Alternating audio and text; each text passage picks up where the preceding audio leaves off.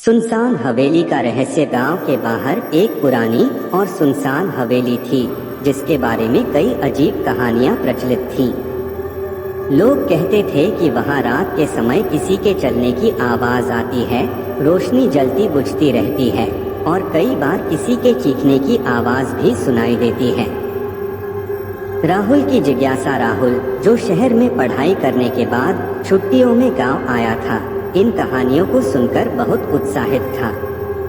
उसे भूत प्रेत पर विश्वास नहीं था और वह इन रहस्यमयी घटनाओं की सच्चाई जानना चाहता था। एक रात उसने फैसला किया कि वह हवेली जाकर देखेगा कि वहां क्या हो रहा है। हवेली में दाखिला। रात के 12 बजे राहुल एक टॉर्च लेकर हवेली की ओर बढ़ा। हवेली के चारों ओर घना अंधेरा था और हल्की हल्की हवा चल रही थी जिससे पुराने दरवाजे की चरमराहट की आवाज आ रही थी। जैसे ही उसने दरवाजा खोला, एक ठंडी हवा का झोंका उसके चेहरे पर लगा। अंदर का माहौल बेहद डरावना था। दीवारों पर जाले लगे थे, फर्श पर धूल थी और कहीं कहीं पुराने फर्नीचर टूटे फूटे पड़े थे। अजीब घटनाएं शुरू होती हैं। जैसे ही राहुल अंदर गया, उसे ऐसा महसूस हुआ कि कोई उसे देख रहा है। अचानक एक कुर्सी अपने आप हिलने लगी और खिड़की जोर से बंद हो गई। राहुल का दिल तेजी से धड़कने लगा, लेकिन उसने खुद को संभाला और आगे बढ़ा। वह धीरे धीरे हवेली के अंदरूनी हिस्से में पहुंचा। वहां उसे एक पुराना आईना दिखाई दिया जिसमें हल्की हल्की धुंधली परछाई दिख रही थी। अचानक आईने में एक लड़की की तस्वीर साफ दिखाई देने लगी। लड़की के चेहरे पर उदासी थी और उसकी आंखों में आंसू थे।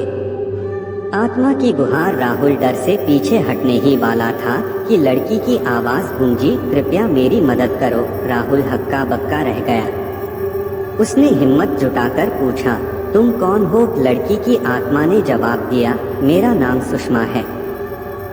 मैं वर्षों पहले इस हवेली में रहती थी, लेकिन एक दुर्घटना में मेरी मृत्यु हो गई। मेरी आत्मा इस हवेली में कैद हो गई है क्योंकि मुझे न्याय नहीं मिला। रहस्य का खुलासा। राहुल ने गांव के बुजुर्गों से बात की तो उसे पता चला कि कई साल पहले हवेली के मालिक की बेटी सुषमा की रहस्यमयी तरीके से मौत हो गई थी। लोगों को शक था कि उसे मार दिया गया था, लेकिन सबूतों के अभाव में मामला दबा दिया गया था। राहुल ने पुलिस को जानकारी दी और गांव वालों के साथ मिलकर पुराने दस्तावेजों और गवाहों को खोजना शुरू किया। कुछ दिनों की जांच के बाद सच्चाई सामने आई। सुषमा के चाचा ने हवेली की संपत्ति हड़पने के लिए उसकी हत्या की थी। आत्मा की मुक्ति। जब हत्यारा पकड़ा गया और सुषमा को न्याय मिला तो हवेली में होने वाली अजीब घटनाएं अचानक बंद हो गई। राहुल एक रात फिर से हवेली में गया और उसे आईने में वही लड़की दिखाई दी, लेकिन इस बार वह मुस्कुरा रही थी। उसने धीरे से कहा, धन्यवाद, अब मैं मुक्त हूँ। इसके बाद हवेली में कभी कोई डरावनी घटना नहीं हुई।